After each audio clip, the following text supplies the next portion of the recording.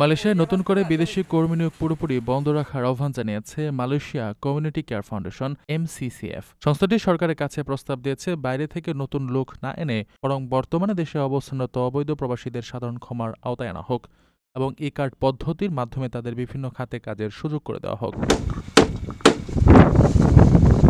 MCCF এর chairman দাদুক সেরি হালিম ইসহাক আশঙ্কা প্রকাশ করে বলেন, অবৈধ প্রবাসী ও শরণার্থীদের অবাধ বিচরণ দেশটির বড় ধরনের ঝুঁকি তৈরি করেছে। এতে স্থানীয় সামাজিক ও সাংস্কৃতিক পরিবেশ নষ্ট হওয়ার পাশাপাশি সংক্রামক রোগ ছড়িয়ে পড়ার ভয় থাকছে। এছাড়া মানব পাচার, চোরাচালান এবং বিভিন্ন অপরাধমূলক কর্মকাণ্ডের ফলে দেশের নিরাপত্তাও হুমকির মুখে পড়ছে।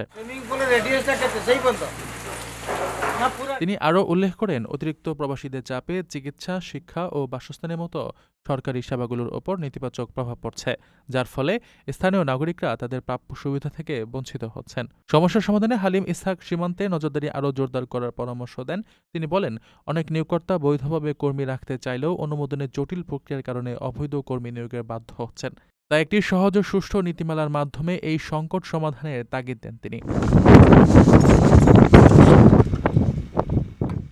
প্রবাসীদের জন্য নির্মাণ হচ্ছে দেশের প্রথম স্মার্ট সিটি, যেখানে থাকছে স্কুল, মসজিদ, হাসপাতাল, সুইমিং পুল, হেলিপ্যাড, জিম, পাঠাগার, সুপারমার্কেট, শিশু পার্ক সহ সকল নাগরিক সুবিধা। মালিকানা শেয়ার মাত্র ৫ লাখ টাকা। প্লাটিনাম ইনভেস্টরদের জন্য ঢাকা বিমানবন্দরে ভিআইপি প্রোটোকল সুবিধা। বিস্তারিত জানতে যোগাযোগ করুন স্ক্রিনে দেয়া হোয়াটসঅ্যাপ বা ইমো নাম্বারে।